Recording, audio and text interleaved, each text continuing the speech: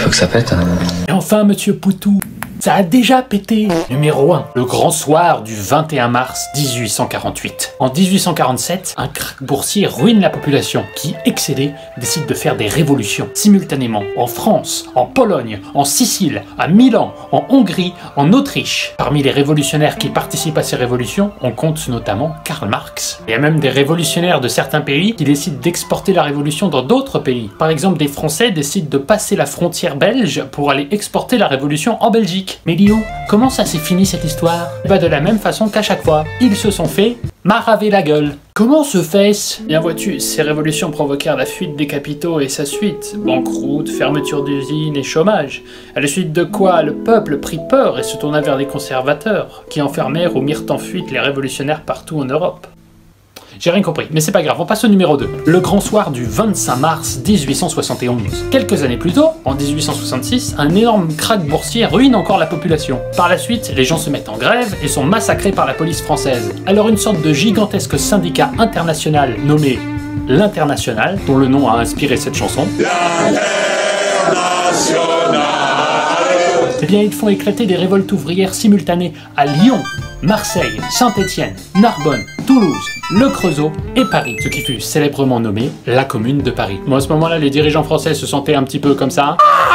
Comment ça s'est terminé pour les révoltés, cette histoire? Eh ben, ils ont gagné. Et depuis, la France est un pays communiste. Mais non, ils ont pas gagné. Si, ils ont gagné. Mais non. Si. Non, si. non, ils ont pas Ferme gagné. ta gueule. Numéro 3, le grand soir du 10 novembre 1918. Alors que la Première Guerre mondiale se termine, les gens, excédés d'avoir été envoyés servir de chair à canon pour les capitalistes, se révoltent en Russie, en Ukraine, en Biélorussie, en Moldavie, en Azerbaïdjan, en Arménie, en Géorgie, en Belgique et en Bavière. et aux Pays-Bas. Plusieurs de ces révoltes étaient menées par des anarchistes. Comment ça s'est terminé cette fois-là? Bon, tu l'as déjà deviné, hein, ils se sont fait défoncer par les nazis. Mais enfin, les nazis, ça n'existait pas à l'époque. Ah, eh bien, figure-toi que si. La révolte de Bavière, par exemple, a été écrasée par Rudolf Hess. Le même Rudolf Hess que 15 ans plus tard, on verra en train de faire...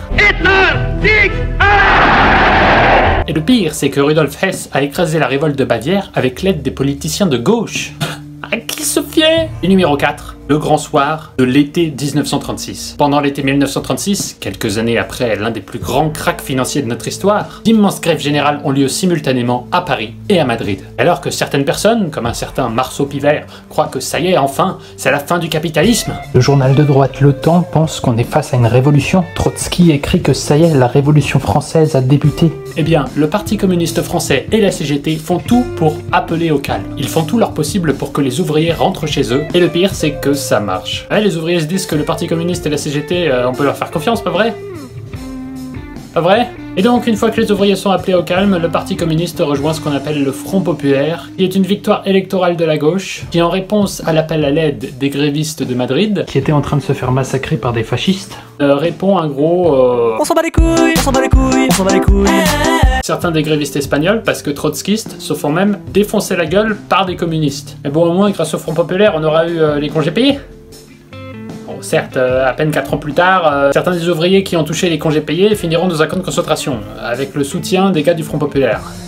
Mais bon, c'est un point de détail. Ah non. Ah non, non, non. Ah, mais je dis pas ça. Mais non, mais je dis pas ça, là-haut.